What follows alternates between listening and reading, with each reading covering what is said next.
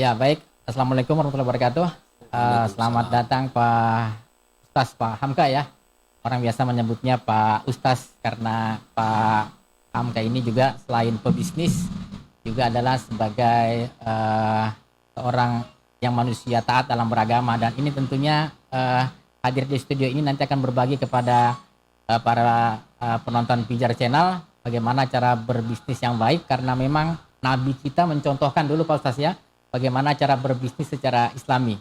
Nah, sebelum kami bertanya lebih jauh lagi terkait bisnis Pak Ustaz ini yang kami nilai cukup sukses, kita akan lihat tayangannya dulu. Pak Ustaz, ini adalah aktivitas Pak Hamka dalam mengelola toko Sinar Agung yang bergerak di bidang alat tulis dan perkantoran ya. Baik, kita langsung saja lihat.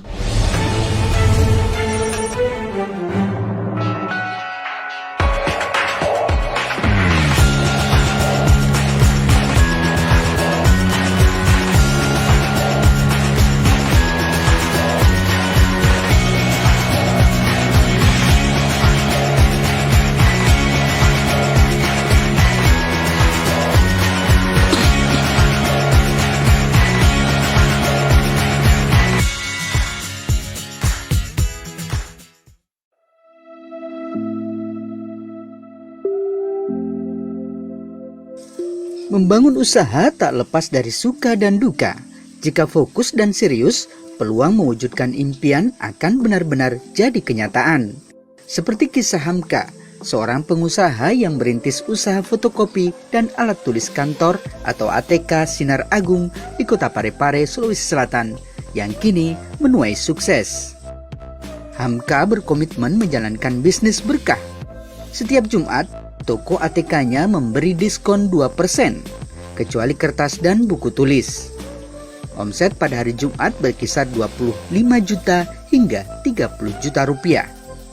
Jika ditaksir, omset penjualan ATK dan jasa fotokopinya berkisar miliaran rupiah setiap bulannya. Usaha fotokopi dan penjualan ATK digeluti Hamka sejak tahun 2007. Usaha yang dirintisnya selama 13 tahun tersebut membuatnya cukup familiar di lingkup pemerintah Kota Parepare. Apalagi lokasi rukonya berada di Jalan Protokol Jenderal Sudirman, tak jauh dari kantor BPJS Kesehatan. Pada tahun 2007, Hamka menetap dan tinggal di Kota Parepare bersama sang istri yang berprofesi sebagai aparatur sipil negara di kantor Wali Kota Parepare. Sejak menetap dan tinggal di kota kelahiran Presiden B.J. Habibie ini, ia mulai memikirkan kembali rencana membuka usaha. Setelah berdiskusi dengan sang istri, ada dua pilihan jenis usaha yang tak seirama dengan disiplin ilmu jurusan bahasa Arabnya, yakni usaha percetakan fotokopi dan perbengkelan motor. Dari dua pilihan itu, Hamka kemudian menjatuhkan pilihan pada usaha percetakan dan fotokopi. Tepat tanggal 13 Maret 2007, ia bersama istrinya memulai usahanya dengan nama Toko Sinar Agung. Hamka kemudian menyewa gardu jualan di belakang kantor DPRD Parepare. Ukurannya 3 x 5 meter persegi. Gardu tersebut terbuat dari kayu berdinding seng. Modal investasi usahanya saat itu satu buah mesin fotokopi dan satu etalase kaca beserta isinya, yang totalnya sekira 12 juta rupiah. Sebagian modalnya itu ia peroleh dari keluarga. Dalam jangka 1,5 tahun, usahanya kian berkembang dan akhirnya pindah ke Jalan Poros Jenderal Sudirman. Keuntungan itu ia gunakan untuk mengembalikan uang keluarganya dan membangun ruko secara bertahap. Pada tahun 2009, usahanya beralih status menjadi perusahaan CV Sinar Agung dan berbadan hukum. Sejak saat itu, perusahaannya resmi bekerja sama dengan pemerintah Kota Parepare sebagai rekanan.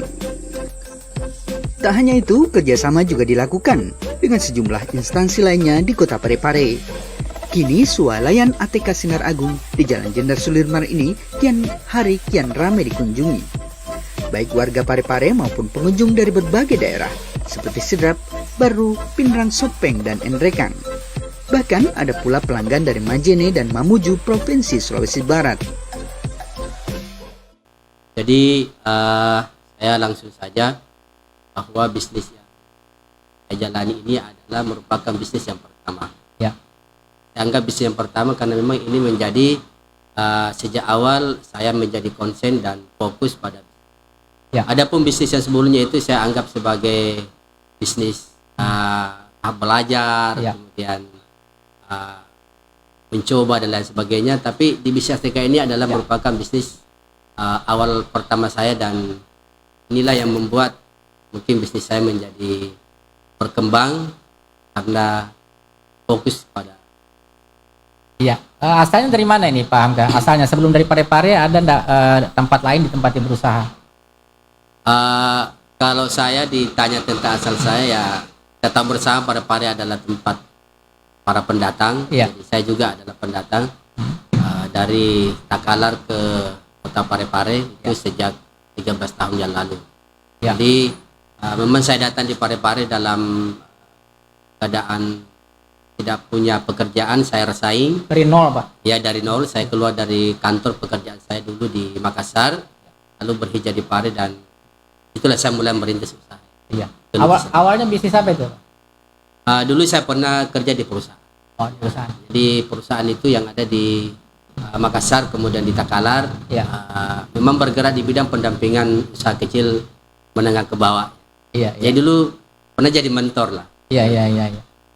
Pak Hamka, ini saya dengar-dengar bahwa bisnis yang Bapak lakukan ini, usaha Sinar Agung ini, awalnya dengan menggunakan modal sendiri.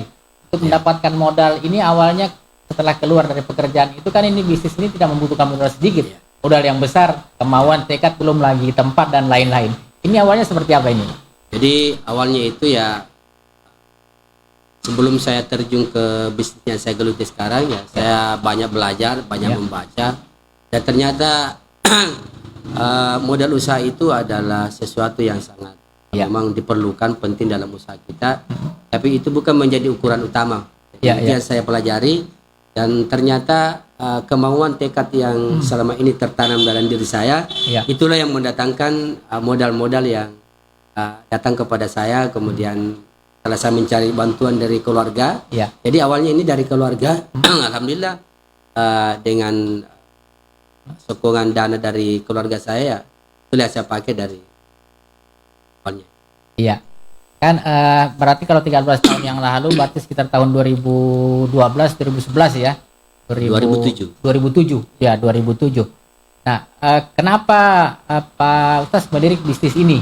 Ini kan bisnis ini banyak saingannya seperti itu. Kenapa tidak seperti bisnis yang lain yang saingannya agak kurang? Nah, apakah memang pernah memiliki keterampilan dalam hal pengelolaan buku dan lain-lain ini? Ya, jadi saya sampaikan bahwa ternyata bisnis itu tidak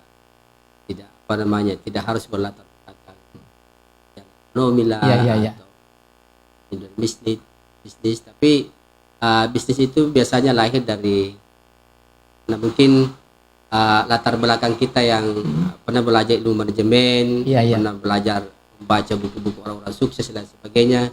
Saya kira itu bisa kita termotivasi dari situ. Dan usaha yang saya geluti sekarang ini adalah usaha yang pada awalnya memang ada hubungannya dengan pekerjaan istri saya. Kebetulan beliau adalah seorang ASN kerja di kantor wali kota, dan untuk tidak terlalu jauh jangkauan dari kantor wali kota, di samping istri saya antar setiap hari, juga saya berpikir untuk bagaimana kalau kantor wali kota ini bisa saya suplai barang ATK-nya dan cetakan dan lain-lain.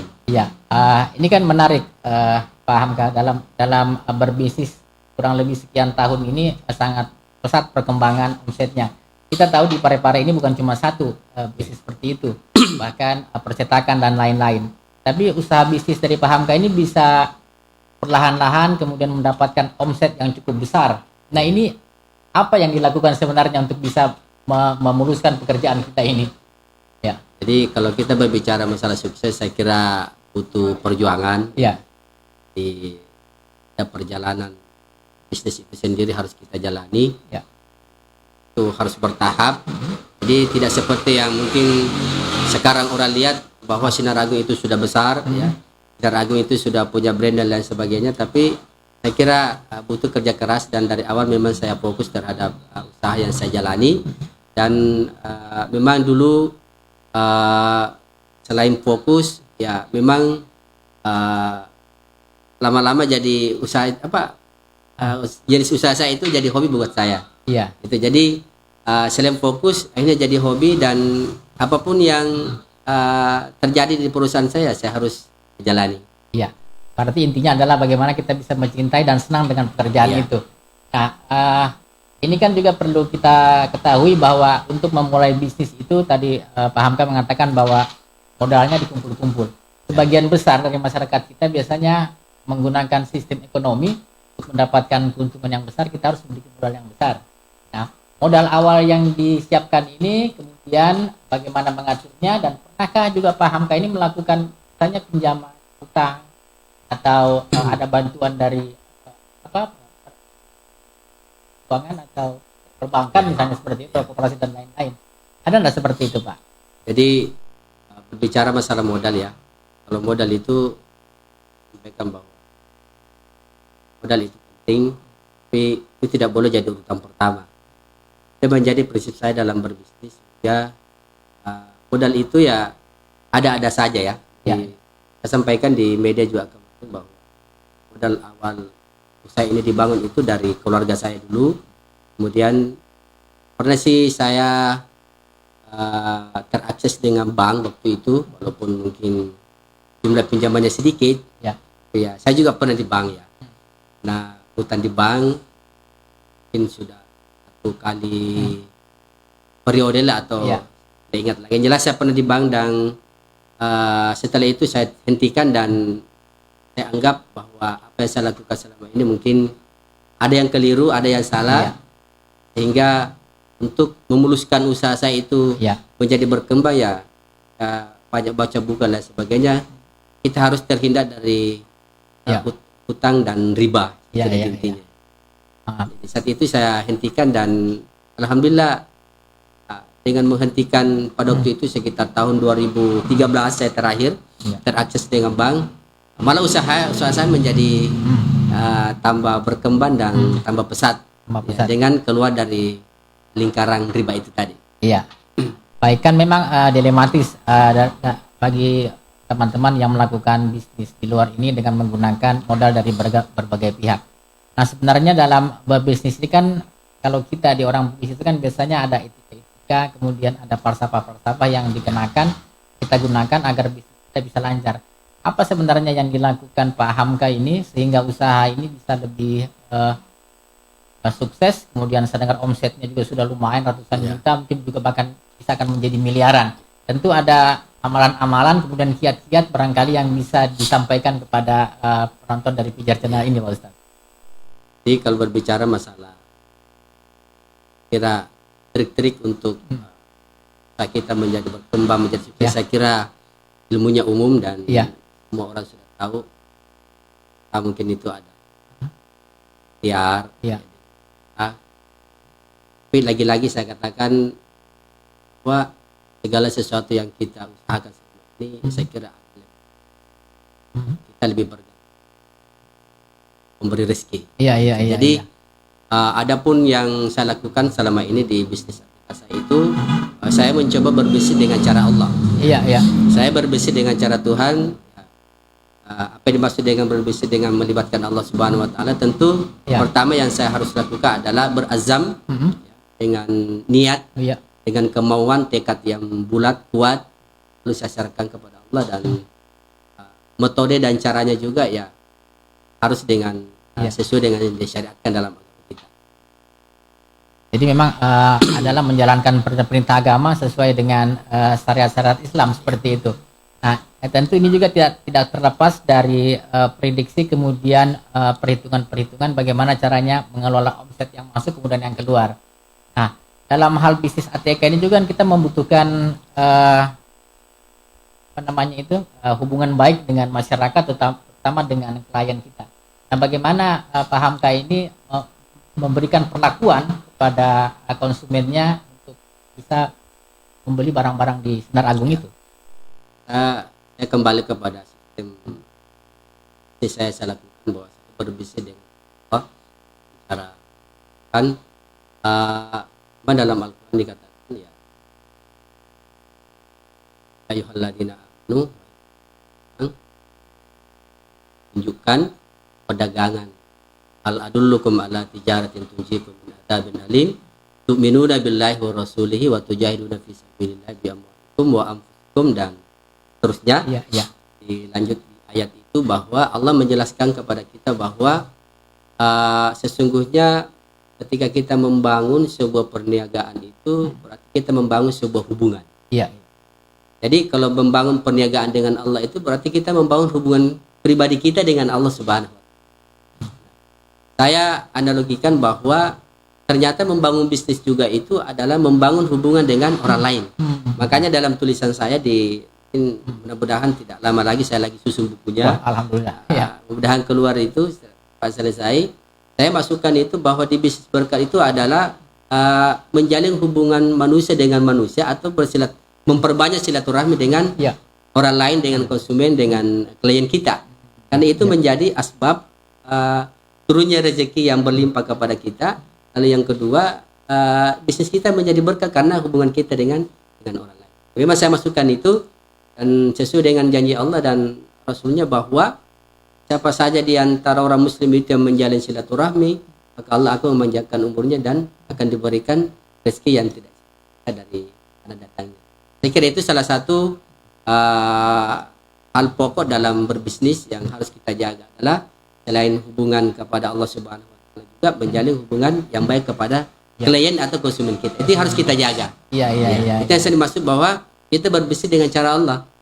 Karena Allah mengatakan bahwa ketika kita berbisnis harus membangun hubungan dengan Allah, beriman kepada Allah dan Rasulnya, kemudian setelah kita mendapatkan rezeki itu, ya kita keluarkan harta kita di jalan Allah. Itu yang saya maksud tadi. Berbisnis dengan cara Allah berarti apapun yang kita hasilkan dari bisnis kita itu kita gunakan untuk di jalan agama Allah Subhanahu. Kira itu ya. Ya, baik. Berarti intinya adalah kita harus memperlakukan klien ini sebaik mungkin. Bukan hanya dari segi bisnis tapi menjaga juga perasaannya para klien kita. Ada yang menarik juga terkait dengan pebisnis. Ini kan banyak memang orang mengatakan bahwa pedagang itu kikir dalam tanda kutip. Artinya bahwa dia harus mengatur pengelolaan keuangannya, baik keluar dan masuknya. Nah, saya dengar juga dari sisi lain Pak Ustadz ini ternyata juga kadang memberikan hal-hal yang gratis kepada bukan klien. Maksudnya kan kalau kepada klien itu wajar, misalnya mengundang klien kita makan, kemudian menggratiskan klien kita. Nah, tapi yang bukan klien. Nah, saya dengar juga Pak Ustadz memperlakukan itu kepada masyarakat umum yang bukan klien. Bagaimana ini Pak Ustadz? Jadi ada dua kegiatan keagamaan yang selama ini saya maksudkan.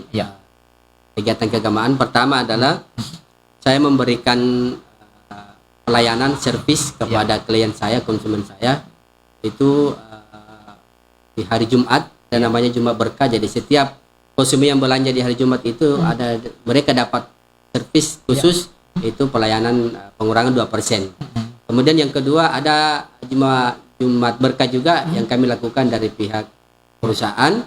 Jadi setiap Jumat itu kami memberikan kepada orang-orang yang memerlukan, orang kurang mampu kami santuni.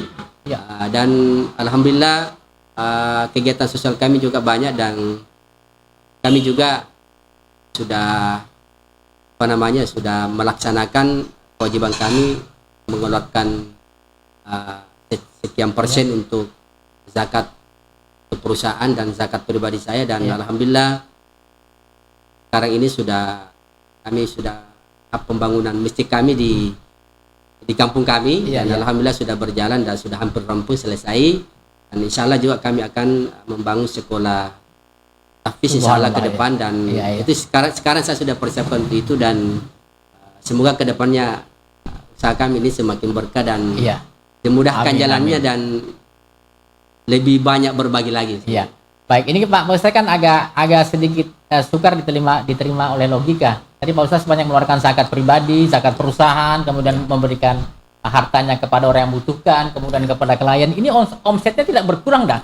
Harusnya kan kalau dikurangi sedikit itu Pak Ustadz kan akan lebih banyak lagi omsetnya. Bagaimana ini? Jadi mungkin sedikit saya sampaikan bahwa ada rumus dalam Al-Quran, dalam agama kita mengajarkan bahwa ketika kita mengeluarkan satu, ya falahu asaru amsalihah. Ya. Maka Allah akan melipat gandakan menjadi 10 kali lipat. Begitu, Itu rumusnya. Itu rumus. Ya, Itu kemudian sudah- itu pasti itu ya. itu sudah pasti itu rumus Allah, bukan kita yang buat. Oh, itu yang buat ya. Jadi yang kedua di ayat lain itu bahwa ketika kita mengeluarkan satu, maka Allah akan menumbuhkan menjadi 7 kali cabang, Ya. 7 kali bulir, dan 7 kali itu dikali 10 lagi. Iya, iya, iya, Nah, iya. Jadi Allah semakin melipat gandakan.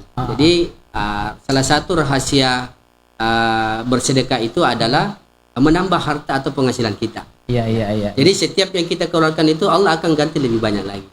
Jadi saya kira kita tidak rugi untuk berbagi karena tidak mengurangi penghasilan kita, omset kita, tapi malah menambah. Iya, iya, iya. Karena iya. itu salah satu pintu-pintu rezeki Allah turunkan kepada kita lewat sedekah.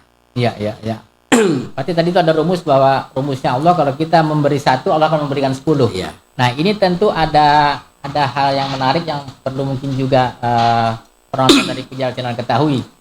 Nah, ketika kita memberikan servis layanan gratis, misalnya kemudian menservis klien kita dengan tujuan supaya klien kita ini tidak lari, ini kan lain lagi kadarnya. Iya. Sama hanya misalnya ketika Jumat berkah kita berikan itu.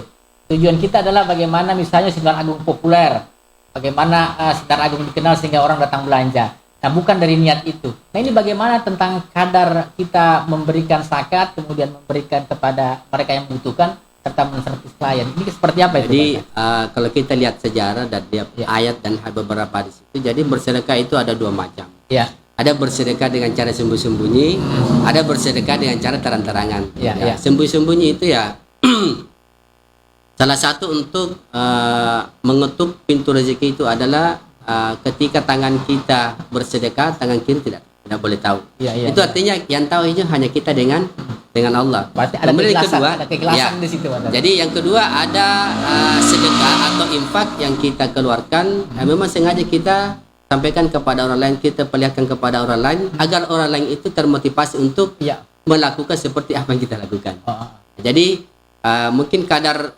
pahalanya besar atau tidak, nanti Allah yang tahu, karena hati kita Allah yang tahu ya. Ya, Jadi ya. persoalan kita sampaikan kepada orang, kita publikasikan kepada orang lain, itu adalah persoalan kita dengan orang lain. Iya, iya. Persoalan kita dengan Allah itu adalah hati kita dengan Allah. Iya, iya, iya. Kan itu yang pada saat kita bersedekah atau berinfak, ya otomatis niat kita karena Allah Subhanahu wa taala. Iya, iya. Tidak ada lain.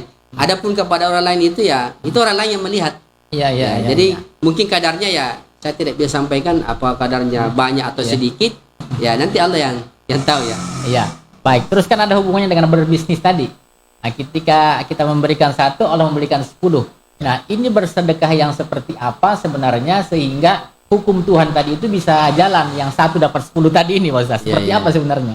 Jadi memang kalau kita concern berbicara masalah rahasia sedekah ini memang banyak ya. Ya.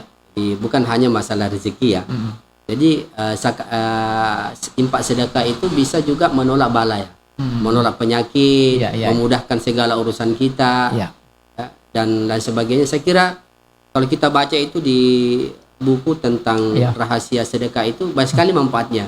Bukan hanya rezeki ya. Bukan rezeki ya. Ya, jadi terkadang orang bersedekah karena ingin rezekinya bertambah. Iya.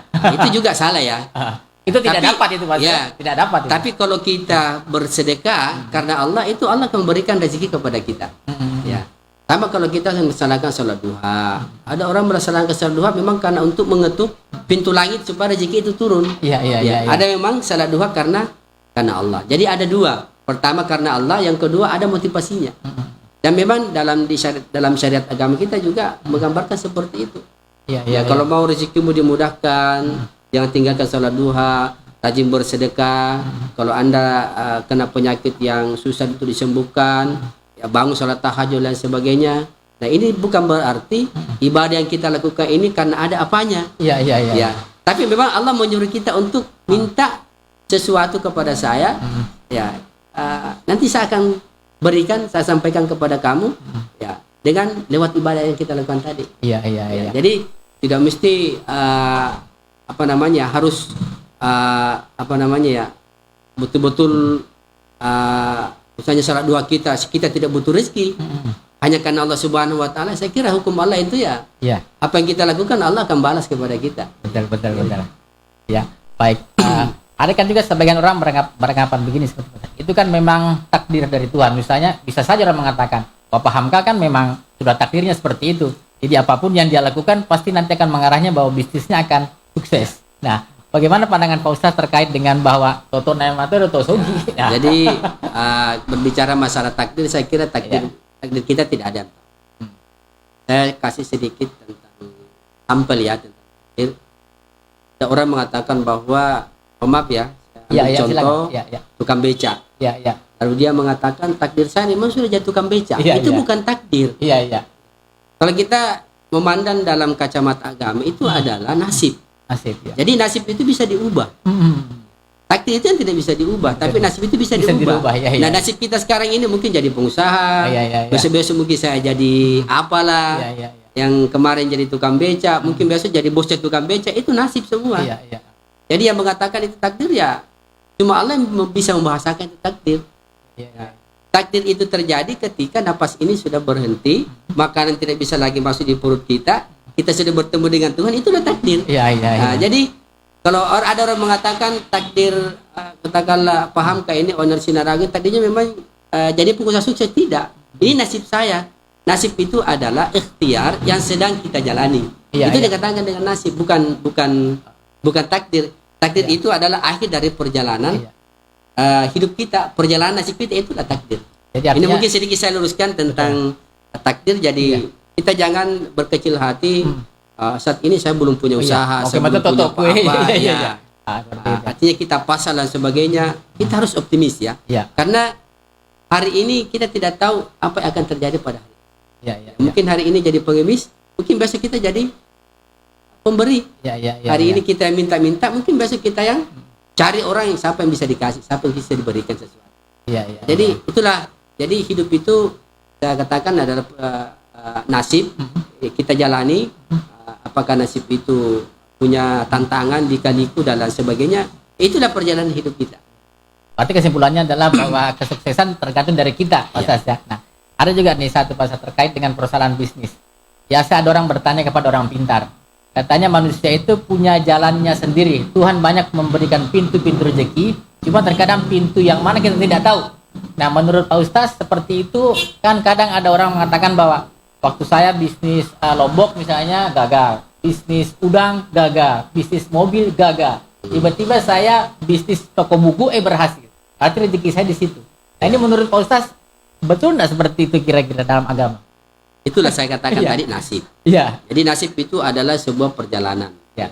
Jadi mungkin perlu saya sampaikan kepada teman-teman bisnis bahwa kita jangan berkecil hati kalau pernah kita membangun usaha lalu usaha kita itu gagal, usaha kita itu namanya tidak berhasil, tidak sukses. Mungkin Allah mungkin mencoba kita, atau mungkin Allah sayang kepada kita. Mungkin bisnis yang kita jalani Pak yang tidak berhasil dan gagal itu adalah bisnis yang mungkin membuat kita menjadi lupa kepada Allah Subhanahu. Jadi ada hikmah yang kita ambil dari setiap tantangan, hambatan yang kita hadapi dalam bisnis kita. Ada orang yang bisnisnya mungkin agak lambat jalannya, tapi tetap menuju kepada namanya kesuksesan. Ada orang mungkin bisnisnya lancar-lancar, kemudian cepat melejit, kemudian menjadi sukses dan sebagainya. Ada jalan seperti itu. Jadi kita jalani saja hidup ini, jalani bisnis kita. Insya Allah kita selalu berpositif baik kepada sang pemberi rezeki. Dan yang terutama yang harus kita tanamkan dalam berbisnis itu dalam pikiran kita sebagai fundamental seorang pebisnis itu adalah berpikir positif, memiliki mindset yang baik positif kepada Allah Subhanahu Wa Taala. Baik. Sebelum kita simpulkan ini pas ada lagi pertanyaan menarik juga nih tentang bisnis. Katanya kalau berbisnis itu kita harus mengikuti kalau di negeri Tionghoa sana mengatakan Feng Shui ya. Kalau kita bisa mengatakan Tantra. Bahwa misalnya, Pak Rahmat ini cocoknya bisnisnya dengan batu karena unsurnya batu. Ini berbisnis dengan air yang ada hubungannya dengan air. Itu pandangan Pak Ustaz seperti apa itu? Kalau saya tergantung dari mindset kita. Tergantung apa yang ada di kepala kita ya. Jadi mungkin yang harus kita maksimalkan adalah skill kita, knowledge kita, kemudian intuit kita ya. Ini 3 dasar yang harus kita maksimalkan. Kadang orang belum memaksimalkan potensi yang ada pada dirinya, dia sudah mengalah. Nah, ini yang harus kita genjot, kita harus bangun bahwa ternyata fundamental dalam diri kita itu yang paling menentukan, bukan orang lain. Iya, iya, iya. Karena fundamental dalam berbisnis itu ada lahir dalam diri kita. Jadi adapun dari orang lain itu ya mungkin hanya tambahan, tapi tetap ada pada diri kita. Ya. Kalau mindset kita bagus, berpikir kita dalam berbisnis selalu positif, selalu yakin. Nah, karena seorang pengusaha itu harus berpikir yakinnya sukses. Jadi pebisnis itu harus berani sukses, bukan berani gagal. Berani gagal ya. Ya. Berani sukses. Kalau berani gagal itu berarti merusak pikiran kita bahwa usaha sini akan gagal. Jadi kalau kita berbisnis itu harus melahirkan mindset yang kuat, mindset yang positif. Ya, jangan belum buat usaha, saya mau jual ikan ini, penjual ikan sudah banyak. Iya. Saya mau buat usaha ini, usaha sampingan kecil-kecilan. Dari awal itu kita sudah berdoa kepada Allah, ya Allah berikan saya usaha kecil. Iya.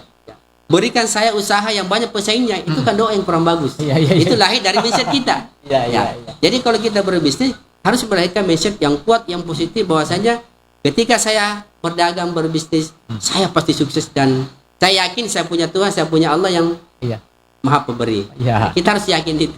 Baik, Pak Ustaz. Berarti ada beberapa kesimpulannya. Mungkin nanti ada pertanyaan terakhir. Berarti yang pertama tadi adalah bagaimana caranya kita menyikapi makhluk hidup, apalagi manusia dalam berbisnis. Kemudian menumbuhkan rasa keikhlasan dalam berbagi. Kemudian memunculkan mindset yang positif. Kemudian berusaha, berikhtiar, dan jangan berkecil hati. Pertama, berprasangka baik terhadap bisnis kita. Nah, selain dari rahasia berkah yang sudah dipaparkan tadi ini, masih ada tidak tambahan lain buat teman-teman di Pijar Channel, barangkali ada motivasinya untuk berbisnis sukses? Jadi saya sampaikan ini mungkin prolog ya tadi, tapi saya lupa bahwa berdagang itu, berbisnis itu adalah sebuah pekerjaan yang sangat mulia. Jadi teman-teman yang mau terjun di dunia bisnis, kalau mau jadi mulia, jadi pebisnis. Bisnis Ya karena Nabi sendiri menjamin bahwa dari sekian pintu rezeki itu 1/9 ada di perdagangan. Makanya inilah yang paling banyak diminati oleh banyak orang. Dan inilah paling banyak ruang waktu yang Allah berikan kepada pedagang itu untuk bersaing di situ, untuk berkompetisi. Jadi paling banyak peserta kompetisinya itu adalah pedagang. Jadi kalau kita mau berkompetisi itu ya jangan jadi pegawai. Jadi kalau kita mau bersaing di antara pegawai itu kok cuma berapa? Dalam ruang kita mungkin cuma 20 orang. Mungkin ada pimpinan kita, bos kita, itu cuma berapa? Tapi kalau kita mau berkompetisi dengan baik, ya, mau mengenal jati diri kita, terjun di dunia bisnis. Karena dunia bisnis itu adalah dunia mandiri. Dunia tanpa orang lain. Kenapa saya katakan dunia tanpa orang lain? Karena bisnis itu adalah orang yang berani hidup sendiri, menjual sendiri, berpenghasilan sendiri, bahkan sukses dengan itu kemandiriannya tadi. Jadi saya katakan bahwa pebisnis itu, kalau teman-teman ini saya sampaikan bahwa kalau teman-teman mau terjun ke dunia bisnis itu berarti teman-teman itu termasuk orang pemberani. Karena orang pebisnis itu ada orang yang berani menanggung resiko. Termasuk berani benar. Berani benar ya. Itu saya kira itu yang terpenting.